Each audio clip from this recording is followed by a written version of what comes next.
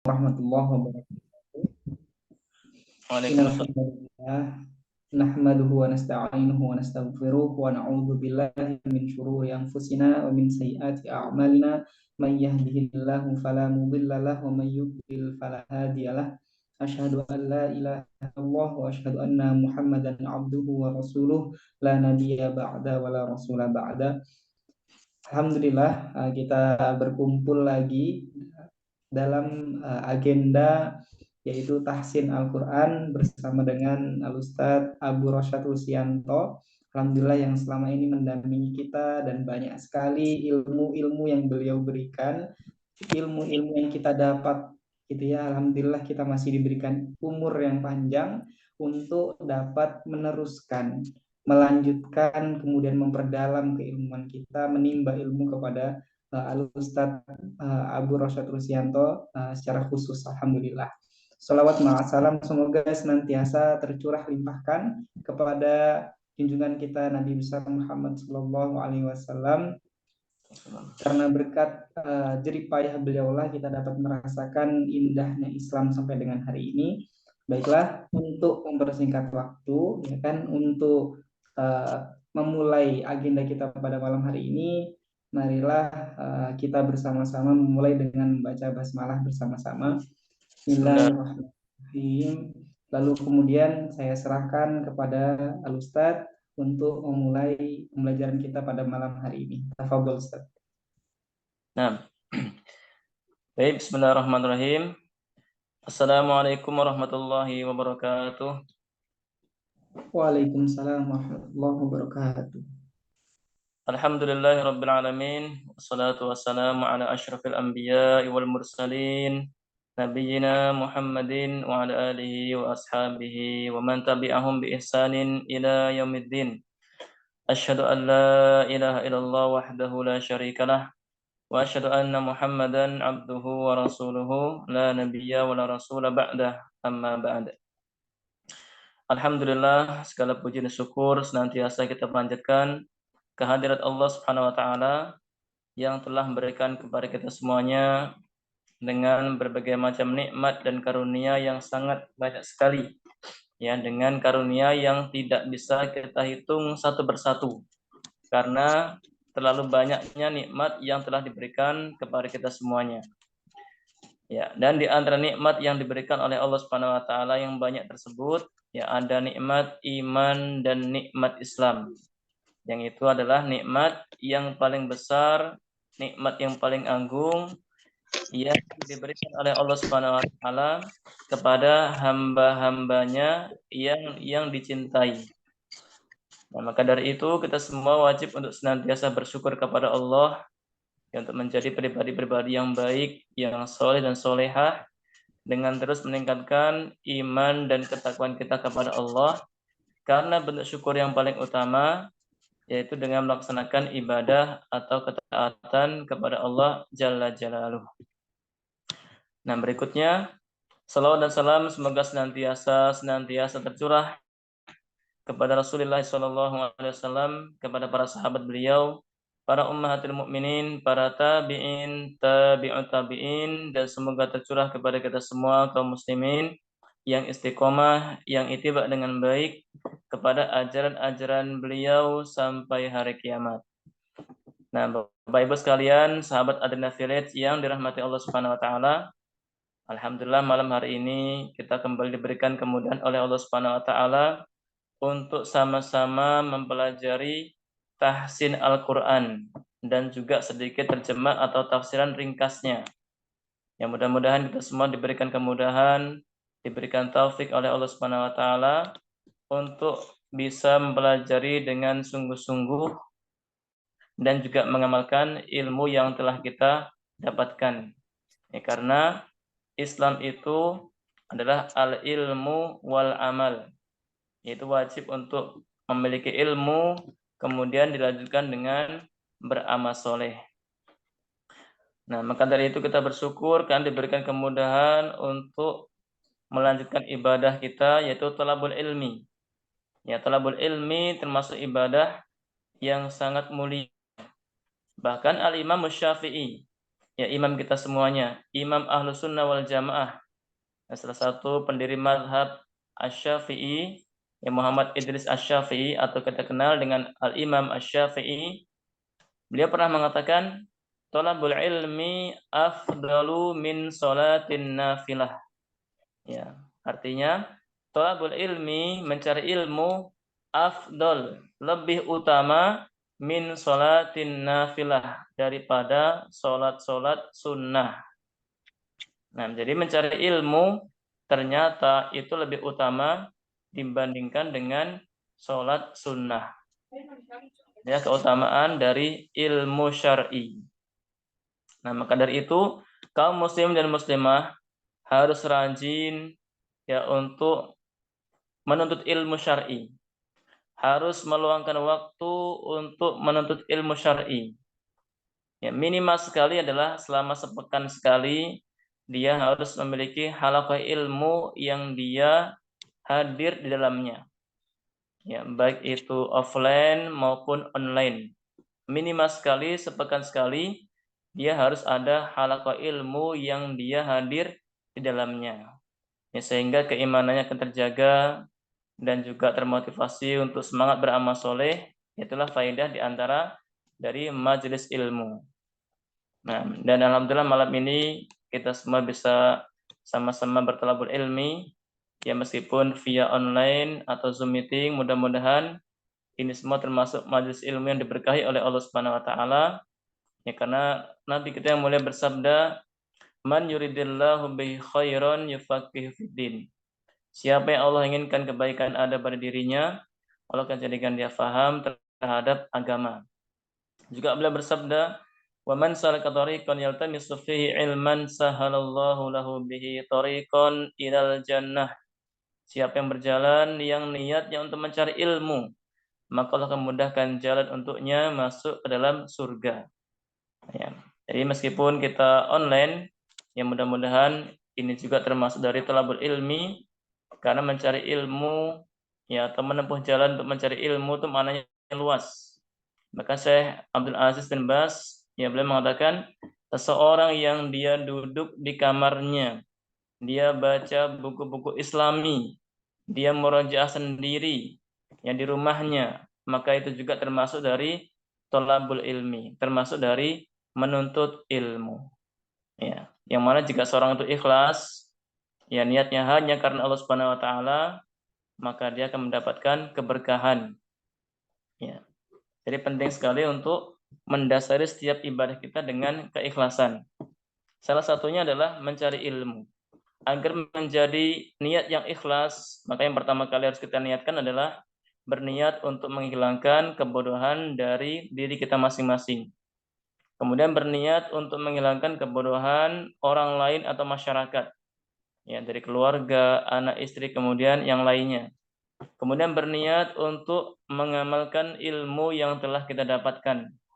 Kemudian berniat untuk menghidupkan syariat agama Islam. Ya, dan yang lain-lainnya. Yang mudah-mudahan itu semua bisa menjadi motivasi untuk senantiasa memperbaiki niat. Ya, karena Nabi kita bersabda, innamal a'malu binniyat. Sesungguhnya setiap amalan tergantung kepada niatnya. Nah, itu mungkin sedikit mukadimah, mudah-mudahan menjadi motivasi untuk saya pribadi dan kepada sahabat Adin Affiliate semuanya untuk senantiasa memperbaiki atau memperbaharui masalah niat. Baik, kita lanjutkan berikutnya. Kita akan lanjutkan tahsin kita di surat An-Nasr. Ya, di surat An-Nasr.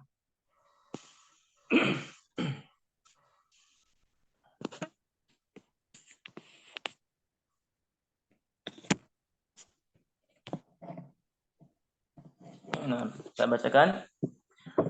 A'udzu billahi minasy syaithanir rajim. Bismillahirrahmanirrahim. Idza jaa nasrullahi wal fath wa ra'aitan nasa yadkhuluna fi dinillahi afwaja. Fasabbih bihamdi rabbika wastaghfir Innahu kana tawwaba. Ya. Ini ada mad wajib muttasil. Idza ja. Nah, itu panjang 5 sampai 6 harokat. Panjangnya 5 sampai 6 harokat. Baik. Silakan yang ingin membaca surat An-Nasr, dipersilahkan. Fal yatafaddal mashkura. Silakan Bapak Ibu sekalian.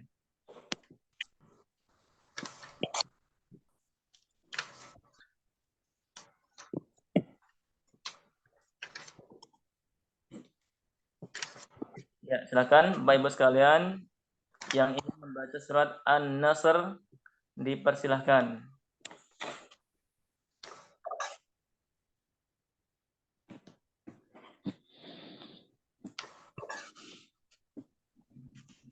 Mungkin saya mau nyoba Ustaz. Silakan.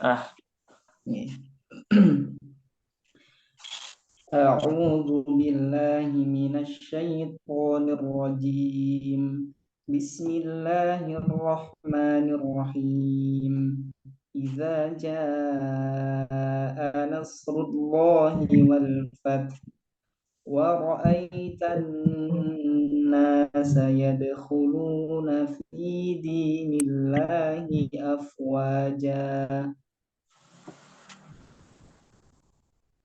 فسبح بحمد ربك واستغفر إنه كان توابا صدق الله العظيم.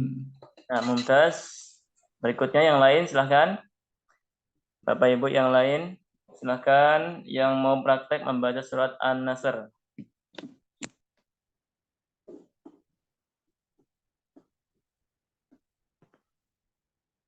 Silakan Bapak sekalian.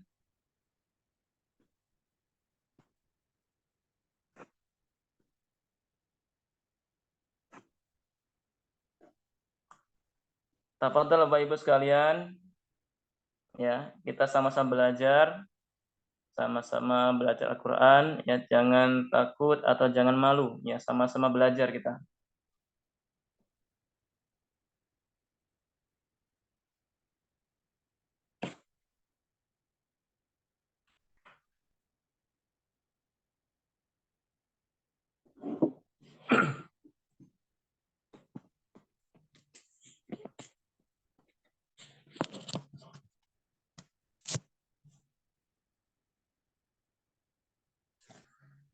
Baik, mungkin saya baca lagi ya. A'udzu billahi minasyaitonir rajim. Bismillahirrahmanirrahim. Idza jaa nasrullahi wal fath wa ra'aitan nasa yadkhuluna fi dinillahi afwaja fasabbih bihamdi rabbika wastaghfir innahu kana tawwaba. Ya, ini surat An-Nasr yang artinya ya pertolongan. An-Nasr itu artinya pertolongan. Nah, dan surat An-Nasr ini ada surat Madaniyah. Jadi surat-surat Al-Qur'an itu ada dua jenis. Ada namanya Makkiyah dan ada namanya Madaniyah. Kalau Makkiyah itu artinya surat yang turun sebelum Nabi hijrah. Ya, sebelum Nabi hijrah ke kota Madinah. Itu definisi surat Makkiyah. Kalau surat Madaniyah, ada surat yang turun setelah Nabi hijrah ke kota Madinah. Nah, jadi ada dua, ada namanya Makkiyah dan ada namanya Madaniyah. Dan surat An-Nasr ini ada surat Madaniyah. Artinya turun setelah Nabi hijrah.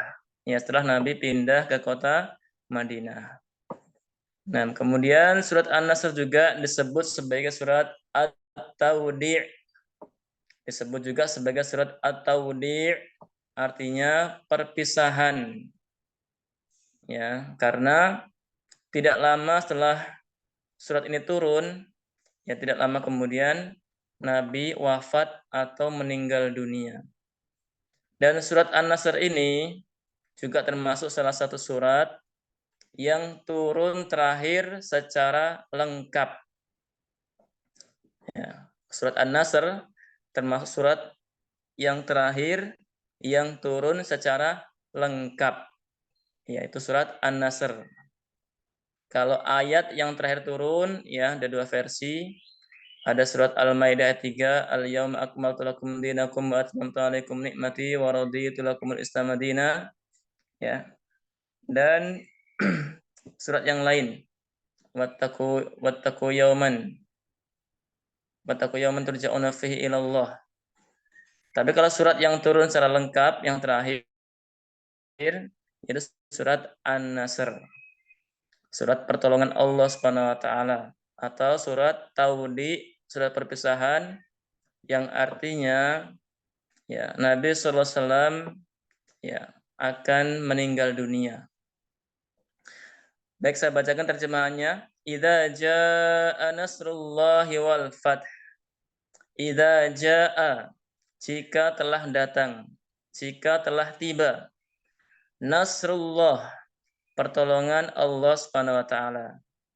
Ya, pertolongan Allah Subhanahu wa taala ini maksudnya adalah pertolongan Allah Subhanahu wa taala kepada Nabi, ya sehingga beliau bisa mengalahkan orang-orang kafir Quraisy atau bisa mengalahkan musuh-musuh Islam secara umum.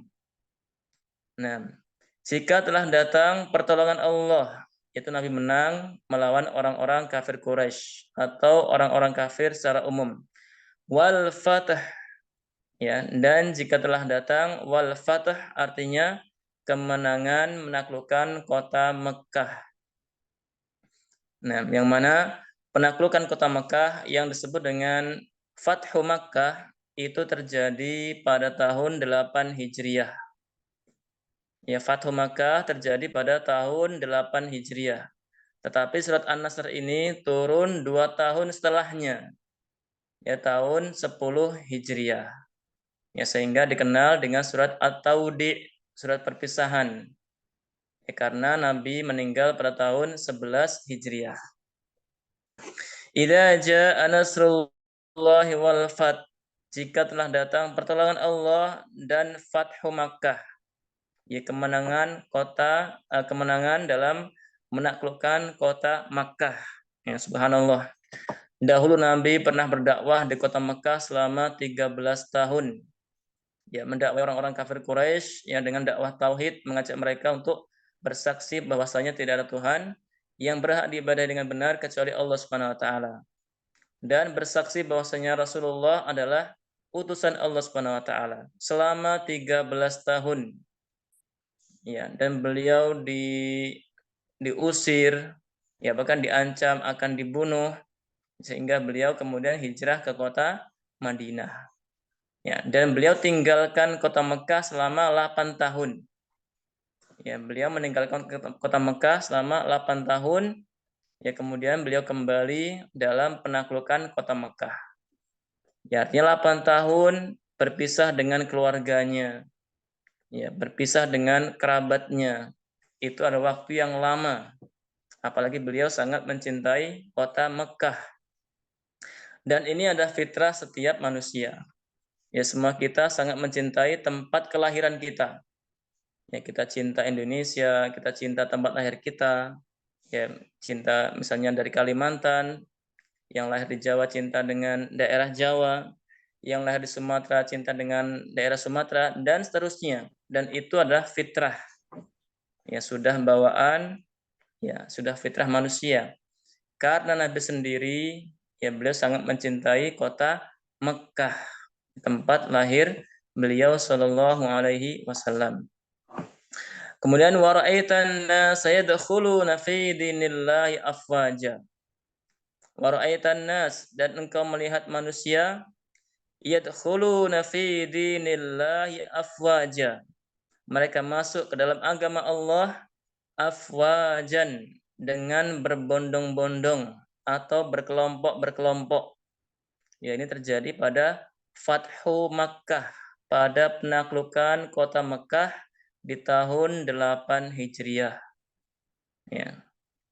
Dan orang-orang kafir saat itu mereka menilai kalau Muhammad bisa menaklukkan sukunya, yaitu suku Quraisy, maka benarlah kalau Muhammad itu adalah seorang nabi. Ya, sehingga pada Fatu Makkah terjadinya penaklukan kota Makkah, ya, para kabilah itu kemudian berbondong-bondong masuk ke dalam Islam. Karena terbukti Nabi Muhammad bisa menaklukkan suku Quraisy, ya sukunya Rasulullah Shallallahu Alaihi Wasallam. Fasabbih bihamdi rabbika wastaghfir, maka bertasbihlah dengan memuji Tuhanmu. Wastaghfirhu, dan beristighfarlah kepadanya, mohon ampunlah kepadanya. Innahu, sesungguhnya dia Allah Subhanahu wa taala kana tawwaba, maha pengampun, maha penerima taubat. Nah, ayat ini juga perintah kepada Nabi dan kepada kita sekalian untuk banyak bertasbih memuji Allah Subhanahu wa taala dan banyak beristighfar, memohon ampun, ya, kepada Allah Subhanahu wa taala atas kekurangan-kekurangan ibadah yang kita lakukan. Innahu kana tawwaba, sungguhnya Allah maha penerima taubat, ya maha pengampun. Nah, sahabat adina village yang dirahmati Allah Subhanahu wa taala, suatu hari sahabat Umar bin Khattab radhiyallahu taala anhu, nah, pernah mengajak sahabat Ibnu Abbas yang masih kecil, masih anak-anak, ya mungkin masih sekitar usia anak-anak SD lah. Nah, sahabat Umar pernah mengajak sahabat Ibnu Abbas yang masih junior, masih kecil, yang diajak duduk bersama dengan para sahabat-sahabat senior, sahabat-sahabat yang sudah tua. Maka para sahabat-sahabat senior mengatakan, wahai Umar bin Khattab, ya kenapa engkau ajak anak kecil ini? Ya, yang kami pun sendiri di rumah juga punya anak-anak yang seusia dengannya, yang seusia dengan sahabat Ibnu Abbas. Maka Umar mengatakan, yang kalian tahu ya demikian.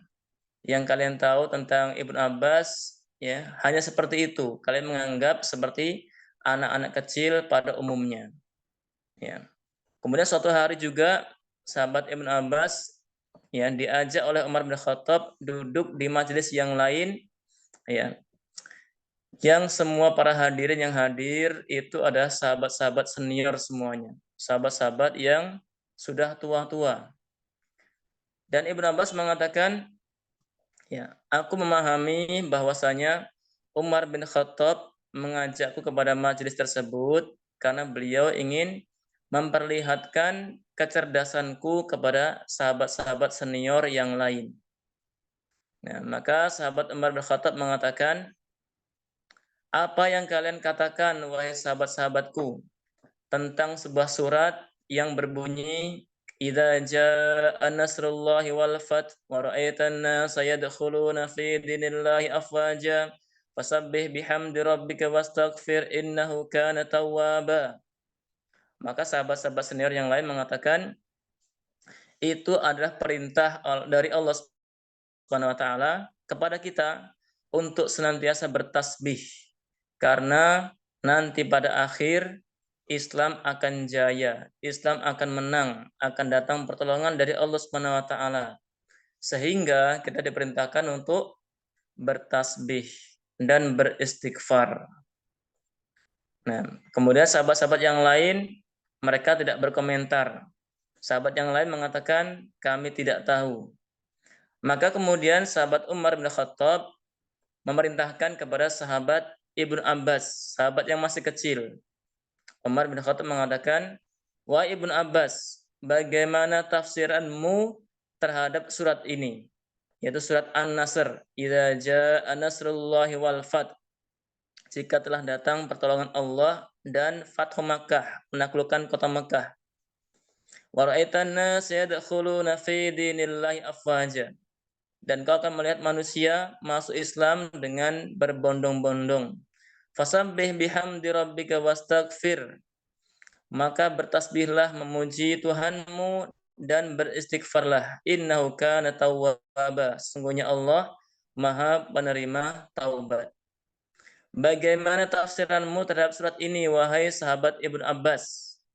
Maka sahabat Ibnu Abbas mengatakan bahwasanya itu adalah tanda dari dekatnya ajal Nabi Shallallahu Alaihi Wasallam. Nah, sahabat Ibnu Abbas mengatakan itu adalah sebagai petanda atau isyarat bahwasanya Nabi Shallallahu Alaihi Wasallam akan segera meninggal dunia. Maka sahabat Umar bin Khattab yang beliau mengatakan, ya sungguh aku tidak mengetahui tafsiran dari surat An-Nasr ini kecuali seperti yang engkau tafsirkan. Kecuali seperti yang ditafsirkan oleh sahabat Ibnu Abbas. Ya, dan itu menjadikan sahabat-sahabat yang lain, sahabat-sahabat senior yang lain menjadi tercengang. Ya. Karena memang terbukti tidak lama setelah surat An-Nasr ini turun, ya kemudian Nabi SAW wafat atau meninggal dunia. Dan itulah salah satu kecerdasan yang dari sahabat Ibnu Abbas radhiyallahu taala anhu. Meskipun beliau masih kecil, ya namun ternyata beliau memiliki ilmuwan yang sangat luas, ya, yang tidak terpikirkan oleh sahabat-sahabat senior yang lain. Nah, di sini di ayat yang ketiga, fasabbih bihamdi rabbika wastaghfir. Bertasbihlah memuji Tuhanmu.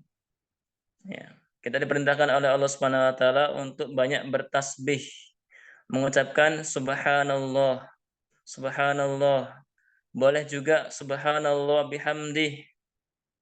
Nah, juga ada lagi hadis yang lain Nabi bersabda, kalimatani khafifatani 'alal lisan, sakilatani fil mizan, habibatan ila rahman, subhanallah bihamdihi, subhanallahil azim. Ada dua kalimat ya yang sangat ringan di lisan tapi berat dalam timbangan mizan dan sangat dicintai oleh Allah yang Maha Rahman, yang Maha Penyayang. Dua kalimat itu adalah subhanallah wa bihamdihi, subhanallahil azim. Ya. Subhanallah bihamdihi, subhanallahil azim. Ini dua kalimat yang sangat ringan. Ya, tetapi dia sangat berat dalam timbangan mizan dan juga sangat dicintai oleh Allah Subhanahu wa taala yang Maha Rahman, yang Maha Penyayang. Ya, maka sebagai bentuk pengamalan terhadap ayat ini, fasabbih bihamdi rabbika, hendaknya kita banyak bertasbih kepada Allah Subhanahu wa taala. Ya. Maka setiap harinya diperintahkan untuk bertasbih sebanyak 100 kali. Subhanallah bihamdi, subhanallah bihamdi, pagi dan sorenya. Juga ada zikir-zikir mutlak, yang misalnya kita macet di jalan atau kita menunggu kawan belum datang, pergunakanlah waktu itu untuk banyak berzikir kepada Allah. Ya.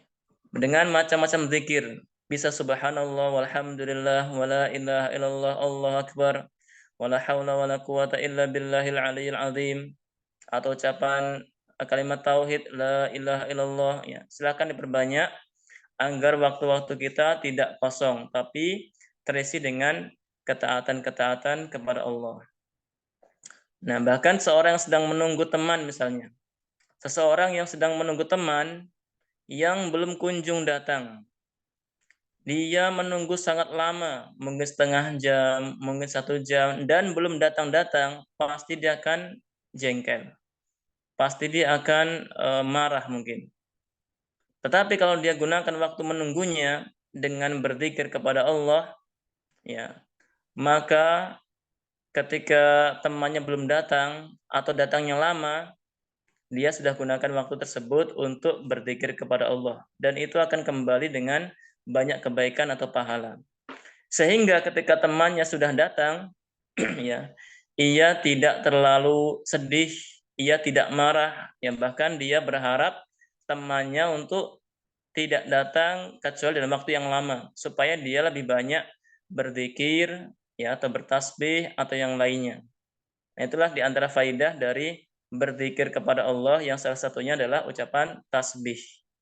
Akan menjadikan seorang bisa mendapatkan pahala dan juga terhindar dari kesedihan, dan faedah yang lain adalah menjadikan dia semangat dalam beramal soleh. Kemudian wastaghfirhu, dan beristighfarlah, mohon ampunlah kepada Allah. Nah, ayat ini menjelaskan kepada kita bahwasanya kalau seorang sudah mendapatkan pertolongan dari Allah Subhanahu wa taala dan anugerah yang besar berupa kemenangan menaklukkan kota Mekah, maka hendaklah dia tutup dengan banyak beristighfar kepada Allah. Ya. Dan inilah yang dilakukan oleh Nabi kita Rasulullah SAW. Beliau setelah selesai sholat, beliau beristighfar 3 kali. Astagfirullah, astagfirullah, astagfirullah. Ya. Semua orang yang mengerjakan ibadah, baik itu sholat, atau ibadah haji, atau puasa, atau yang lainnya, hendaknya diakhiri dengan banyak beristighfar. Diakhiri dengan banyak bertaubat kepada Allah. Salah satunya ibadah sholat.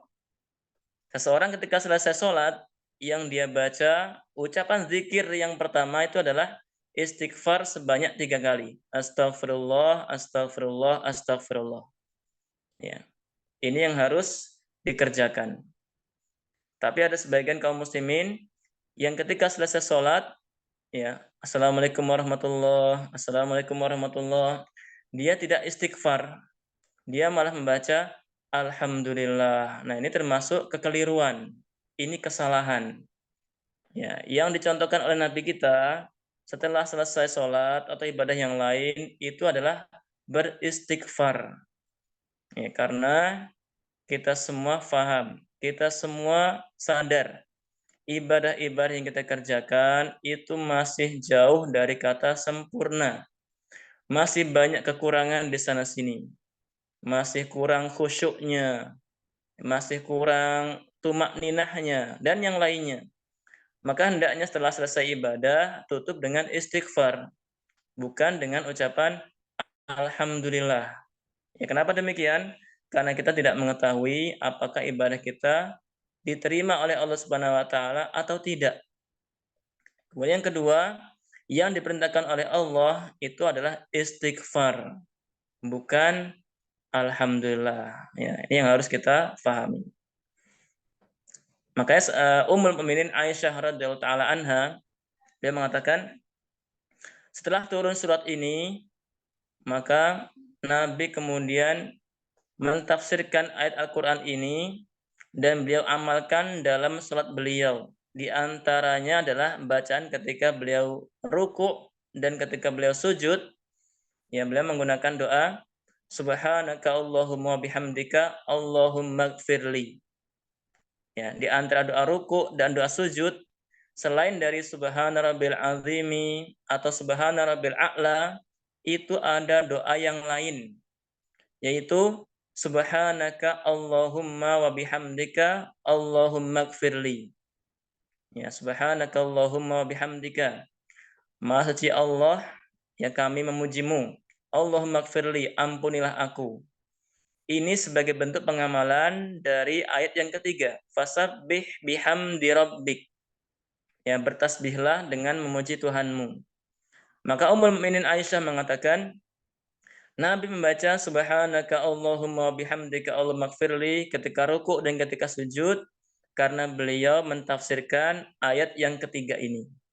Ya, fasabbih bihamdi rabbika wastaghfir. Kemudian contoh yang lain, ketika seorang selesai dari berwudu, ya, dia dianjurkan untuk baca doa asyhadu an la ilaha illallah wa asyhadu anna muhammadan abduhu wa rasuluh. Allahumma ja'alni minat tawwabin waj'alni minal mutatahhirin. Ya Allah, jadikanlah aku ya termasuk orang-orang yang bertaubat dan jadikanlah aku termasuk orang-orang yang suci atau yang disucikan dari kesyirikan dan kekufuran. Nah, ini pentingnya untuk bertaubat, untuk beristighfar dari setiap melaksanakan kebaikan-kebaikan atau ibadah. Ya. Dan ciri dari orang beriman, ciri dari orang-orang mukmin adalah mereka banyak beramal soleh, namun mereka khawatir ibadahnya belum diterima oleh Allah Subhanahu wa taala. Semua orang beriman, mereka banyak beramal soleh. Namun meskipun demikian, mereka khawatir kalau ibadahnya tidak diterima oleh Allah Subhanahu wa taala, sehingga mereka banyak beristighfar, banyak bertaubat. Nah, sebaliknya orang-orang munafik, mereka sedikit beramal soleh, namun mereka tertipu, ya mereka meyakini ibadahnya sudah diterima oleh Allah Subhanahu wa taala. Ya, maka inilah perbedaan antara orang-orang beriman dengan orang-orang munafik. Kita orang beriman, kita berusaha untuk banyak beramal soleh, namun kita juga khawatir amal-amal kita tidak diterima. Ya, sehingga mendorong kita untuk banyak beristighfar kepada Allah Subhanahu wa taala. Innahu kana tawwaba. Sesungguhnya Allah Maha menerima taubat. Ya, seandainya dosa seorang itu sebanyak buih di lautan atau memenuhi langit dan bumi, kalau dia bertobat kepada Allah Subhanahu wa taala, la yusyriku bi syai'an, tidak berbuat kesyirikan sedikit pun kepada Allah, la taituha bi bil ardi magfiratan, maka Allah Subhanahu wa taala akan datang pada hari kiamat dengan membawa ampunan sepenuh bumi. Ya, sebagaimana disebutkan dalam sebuah hadis qudsi, bahwasanya seorang yang memiliki dosa yang sangat banyak, ya sepenuh langit dan bumi, dan dia datang kepada Allah dengan tidak berbuat kesyirikan, maka Allah Subhanahu wa taala akan datang kepadanya dengan ampunan sepenuh bumi. Artinya Allah Subhanahu wa taala Maha Pengampun, Maha menerima taubat. Nah, maka hendaknya setiap harinya jangan sampai kosong dari beristighfar. Jangan sampai hari-hari kita kosong dari bertaubat kepada Allah Subhanahu wa taala. Ya. Sedikit-sedikit isi dengan astagfirullah, astagfirullah, dengan banyak beristighfar. Tapi itu mungkin sedikit kandungan dari surat An-Nasr, ya, yang artinya sebagaimana tafsiran sahabat Ibnu Abbas tentang dekatnya ajal Nabi Shallallahu Alaihi Wasallam. Ya, Rasulullah sudah mendekati wafat. Kemudian tentang banyak kaum muslimin, banyak kabilah-kabilah bangsa Arab yang mereka masuk ke dalam agama Islam. Dan ini juga terbukti pada zaman sekarang. Kalau kita lihat informasi yang ada di internet atau yang lainnya, itu banyak sekali negara-negara Eropa yang mereka yang tadinya Kristen atau agama yang lain, itu mereka masuk ke dalam agama Islam dan sangat meningkat. Pertumbuhan muslim yang sangat meningkat yang di dunia itu ada Islam di Eropa dan Amerika. Ya. Dan ini salah satu bukti bahwasanya Islam di akhir zaman itu akan meningkat, ya akan semakin banyak. Namun hendaknya ini diiringi dengan ilmu dan amal. Harus diiringi dengan rajin belajar, sehingga selain kuantitas kita banyak, maka kita harapkan kualitas kaum muslimin juga membaik. Tapi berikutnya kita lanjutkan dengan surat Al-Kafirun. Nah, saya bacakan. A'udzu billahi minasy syaithanir rajim. Bismillahirrahmanirrahim. Qul ya ayyuhal kafirun la a'budu ma ta'budun wa la antum 'abiduna ma a'bud wa la ana 'abidun ma 'abadtum wa la antum 'abiduna ma a'bud lakum dinukum waliyadin. Nah, silakan Bapak Ibu sekalian yang ingin praktek membaca surat Al-Kafirun atau ingin membaca surat An-Nasr juga dipersilahkan. Monggo silahkan.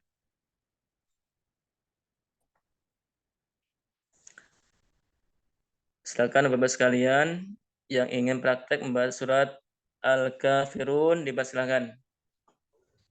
Boleh, Pak Ustaz. Saya Ustadz.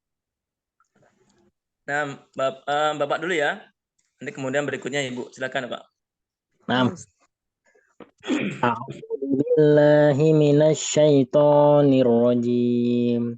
Bismillahirrahmanirrahim. Qul ya ayyuhal kafirun la a'budu ma ta'budun wala antum abiduna ma a'bud wala ana abidum ma abattum wala antum abiduna ma a'bud lakum dinukum waliyadin. Nah, Mumtaz. Berikutnya Ibu silakan. Ya Ustaz. A'udzu billahi minasyaitonir rajim. Bismillahirrahmanirrahim. Qul ya ayyuhal kafirun la a'budu ma ta'budun wala antum 'abiduna ma a'bud wala ana 'abidum ma 'abadtum wala antum 'abiduna ma a'bud lakum dinukum waliyadin. Nah, Mumtaz. Barakallahu fiik. Yang lain, Bapak Ibu sekalian, yang lain yang belum membaca silahkan. Yang baca soal Kafirun atau An-Nasr dipersilahkan.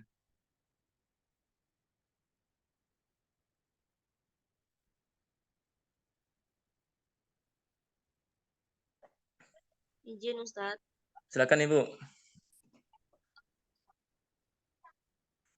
A'udzu billahi minasyaitonir rajim.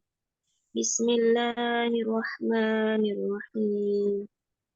Qul ya ayyuhal kafirun la a'budu ma ta'budun wala antum 'abiduna ma a'bud wala ana 'abidum ma 'abadtum wala antum 'abiduna ma a'bud lakum dinukum waliyadin. Nah, Mumtaz. Baik, sebelum kita bacakan terjemahan dari surah Al-Kafirun, Anda lupa untuk yang surah An-Nasr yang ayat ketiga tadi, fasabbih bihamdi rabbika wastaghfir, dan pujilah dengan menyebut nama Tuhanmu, wastaghfir, dan beristighfarlah atau mohon ampunlah kepadanya. Nah, di antara yang Nabi contohkan kepada kita ketika beliau selesai dari beramal soleh adalah beliau beristighfar. Dan juga beliau senantiasa tutup dengan doa kafaratul majlis, yang doa penghapus kesalahan yang ada dalam sebuah majelis, yaitu subhanaka Allahumma bihamdika asyhadu an la ilaha illa anta astaghfiruka, aku mohon kepada engkau, wa atubu ilaik, dan bertobat kepada engkau. Jadi doa kafaratul majlis itu senantiasa Nabi baca ketika mengakhiri sebuah amal soleh. Di antaranya adalah ketika seseorang selesai membaca Al-Quran. Ya, sebagaimana dari cerita Aisyah Ummul Mukminin, istri Nabi, adalah Rasulullah ketika selesai dari membaca Al-Quran, beliau tutup dengan subhanaka Allahumma bihamdika asyhadu an la ilaha illa anta astaghfiruka wa atubu ilaik. Ya, artinya menutup dengan beristighfar. Ya, bukan dengan ucapan shadaqallahul azim yang dicontohkan oleh Nabi dengan doa kafaratul majlis. Baik dalam majelis ilmu, baca Quran, atau ibadah yang lain, hendaknya kita tutup dengan istighfar atau dengan doa kafaratul majlis. Ya, doa kafaratul majlis artinya penebus kesalahan atau penghapus kesalahan yang terjadi dalam majelis. Ya, misalnya dalam majelis kita banyak berbicara, kita banyak ngobrol, kita banyak main, atau kita lalai, maka itu akan tercover atau terhapus kesalahan tersebut dengan doa kafaratul majlis. Ya, sama seperti istighfar, bisa menghapuskan kesalahan-kesalahan. Tapi kita kembali ke surat Al-Kafirun. Allah firmankan, "Qul ya ayyuhal kafirun." Katakanlah wahai Muhammad, wahai orang-orang kafir. Ya, "Qul ya ayyuhal kafirun," wahai orang-orang kafir. Allah perintahkan kepada Rasulullah untuk memanggil orang-orang kafir. La a'budu ma ta'budun. Aku tidak menyembah apa yang kalian sembah.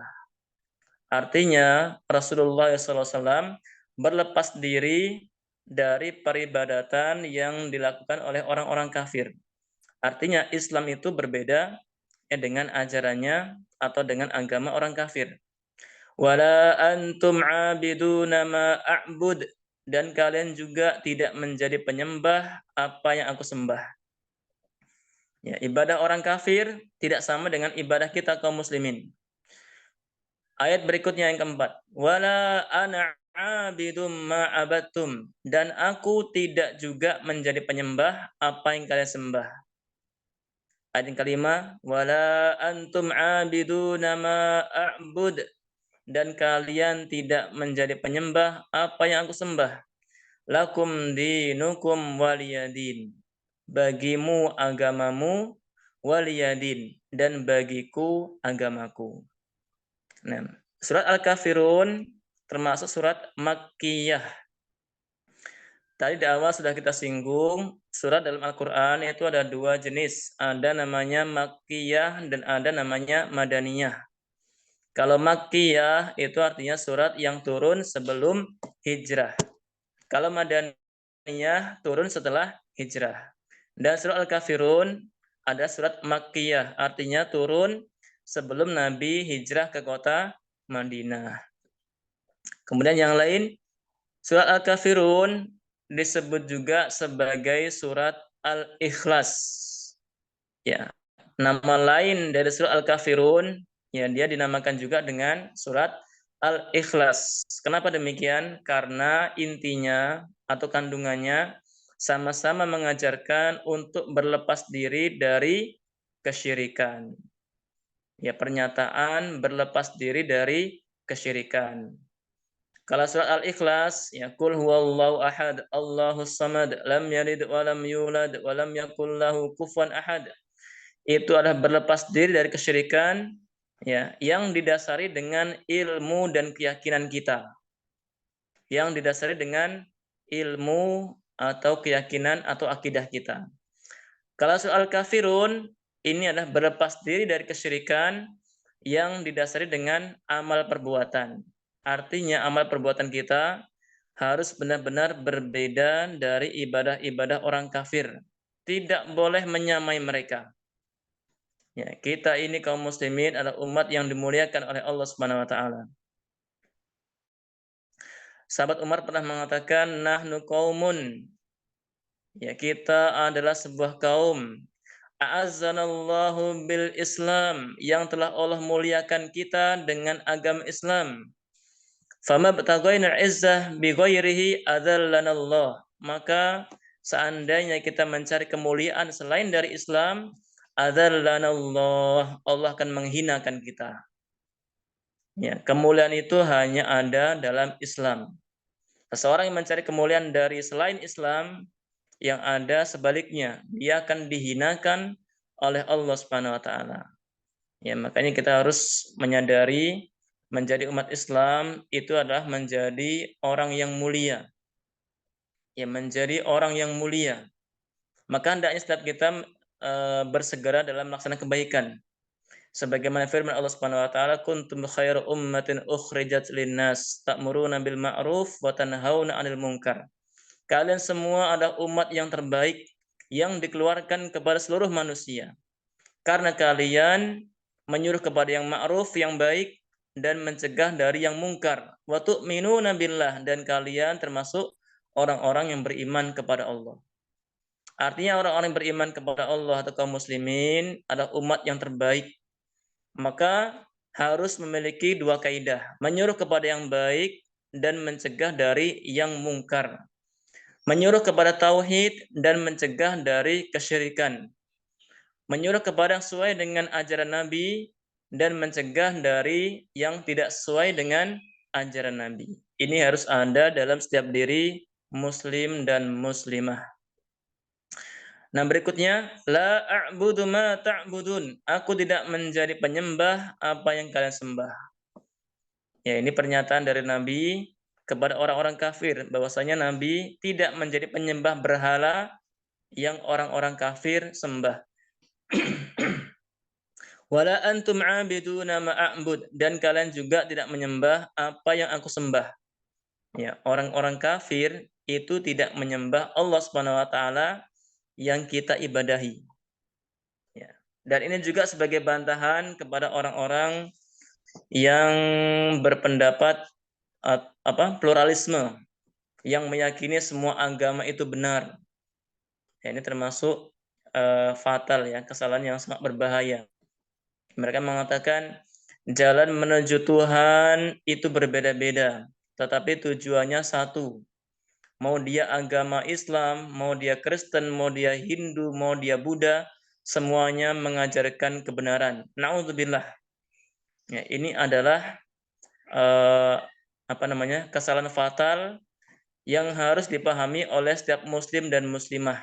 Karena kita kaum muslimin tadi diajarkan innad-dina indallahil Islam. Agama yang benar di sisi Allah hanyalah Islam, hanya Islam. Ya, wa may yabtaghi ghairal islami dinan falan yuqbala minhu wa huwa fil akhirati minal khasirin. Maka barang siapa mencari agama selain dari Islam, ya, wa may yabtaghi ghairal islam falan yuqbala minhu, maka tidak akan diterima darinya. Wa huwa fil akhirati, dan dia di akhirat minal khasirin, termasuk dari orang-orang yang merugi. Ya, ini harus diyakini setiap muslim dan muslimah bahwasanya satu-satunya agama yang benar hanyalah Islam. Tapi kalau kita sedang berkumpul dengan orang-orang kafir, dengan teman-teman yang beda keyakinan, maka kaidah kita adalah lakum dinukum waliyadin. Bagimu agamamu, bagiku agamaku. Tidak boleh kita menghina agama mereka, ya sebagaimana menghina agama kita. Tidak boleh kita mencampuri ibadah mereka, sebagaimana juga mereka tidak boleh mencampuri ibadah kita. Itulah toleransi yang diajarkan dalam Islam. Berikutnya, wala ana 'abidum ma abatum, dan aku tidak menjadi penyembah apa yang kalian sembah. Wala antum 'abiduna ma a'bud, dan kalian tidak menjadi penyembah apa yang aku sembah. Lakum dinukum waliyadin, bagimu agamamu dan bagiku agamaku. Nah, surah Al-Kafirun ini ya turunnya disebabkan karena orang-orang kafir Quraisy ya mereka ingin menghentikan dakwah Nabi SAW. Karena tidak bisa, maka mereka kemudian merayu Nabi akan memberikan kepada Nabi harta yang banyak. Nabi tidak mau. Nabi tidak akan menghentikan dakwah hanya karena harta benda duniawi. Maka orang-orang kafir tidak kehilangan akal. Orang-orang Quraisy kemudian menawarkan kepada Nabi jabatan yang paling tinggi dalam suku Quraisy. Nabi pun kemudian menolak. Ya. Nabi tetap akan melanjutkan dakwah beliau, mengajak manusia kepada tauhid untuk mengimani Allah Subhanahu wa taala. Ya. Akhirnya kafir Quraisy ya menawarkan kepada Nabi perempuan yang paling cantik dari suku Quraisy. Itu pun juga ditolak oleh Rasulullah SAW. Sampai akhirnya orang-orang kafir Quraisy tidak kehilangan akal dan mereka menawarkan kepada Nabi. Ya, menawarkan kepada Nabi untuk bergantian dalam hal ibadah. Artinya mereka mengajak Nabi, mereka mau menyembah Allah Subhanahu wa taala setahun, dan tahun berikutnya Nabi harus menyembah berhala selama setahun. Ya, ini pilihan terakhir yang ditawarkan oleh orang-orang kafir Quraisy. Ya, lihatlah bagaimana orang-orang kafir Quraisy dan orang-orang kafir secara umum semuanya. Mereka sangat ingin merusak akidah umat Islam. Ya. Mereka mau menyembah Allah Subhanahu wa taala setahun dengan konsekuensi syaratnya adalah Nabi mau menyembah berhala selama setahun. Ya. Ini yang diminta oleh orang-orang kafir Quraisy. Maka itu semuanya ditolak oleh Rasulullah SAW. Ya, karena apa? Jika seandainya Nabi mau menyembah berhala selama setahun, artinya Nabi jatuh kepada kesyirikan. Yang itu adalah dosa yang paling besar. Dosa yang paling berbahaya. Yang jika pelakunya meninggal dunia di atas kesyirikan, maka tidak akan diampuni ya pada hari kiamat.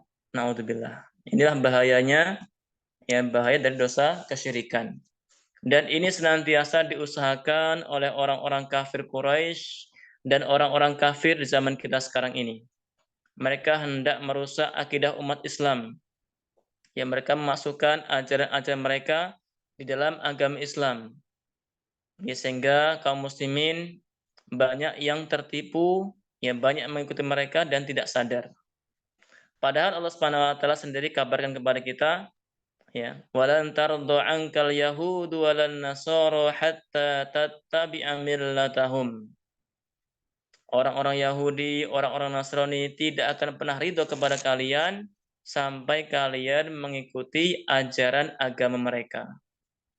Di antara contohnya adalah perayaan tahun baru, kemudian ulang tahun, kemudian mengucapkan selamat Natal atau yang lainnya. Dalam agama Islam semuanya dilarang.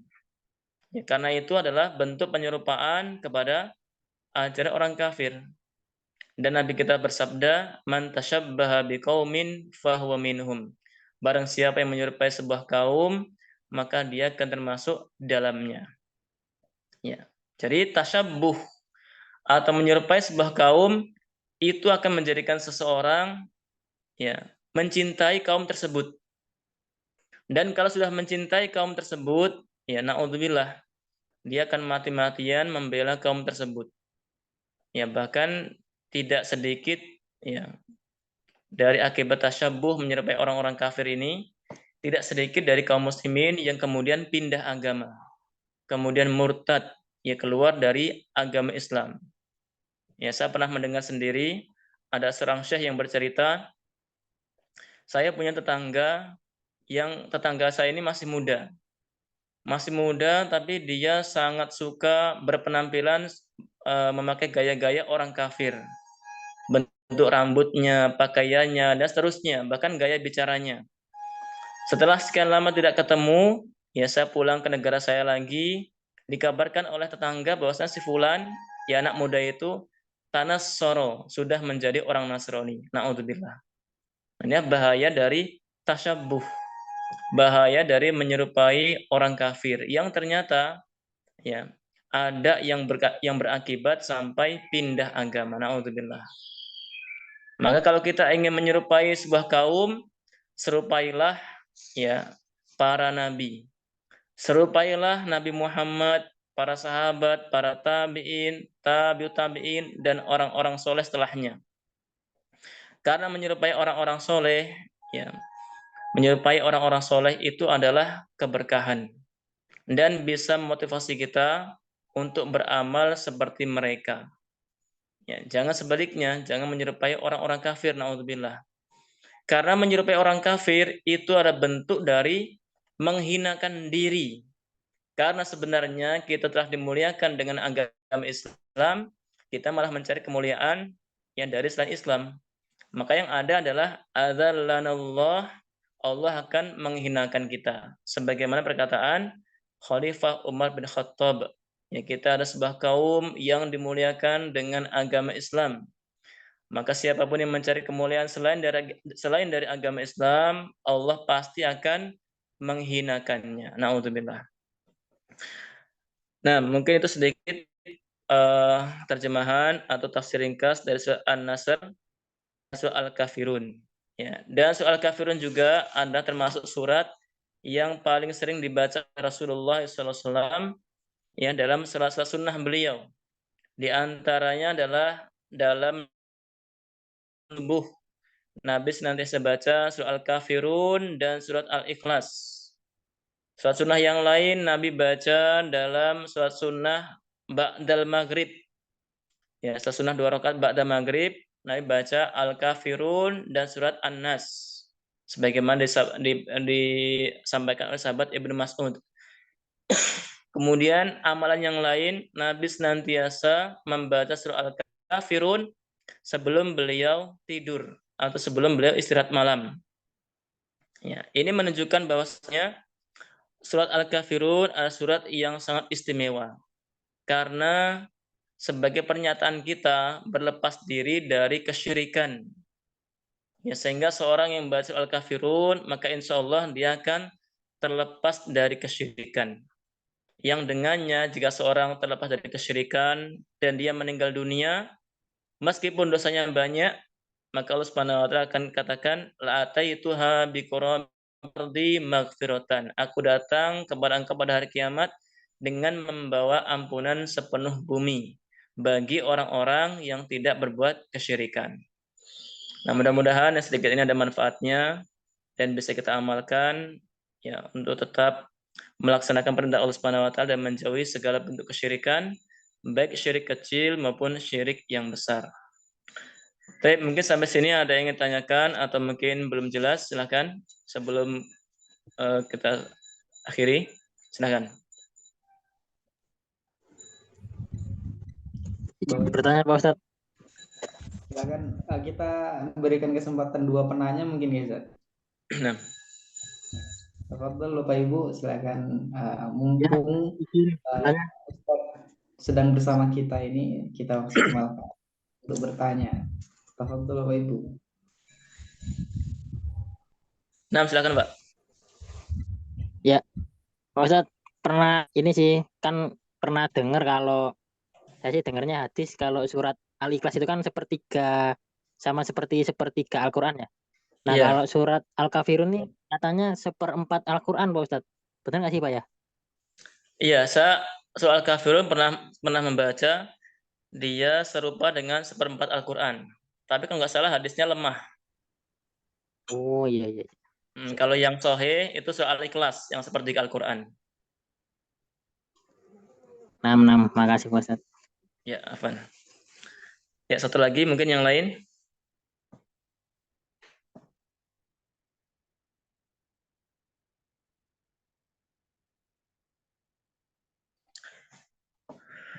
Ya, silakan Bapak Ibu sekalian.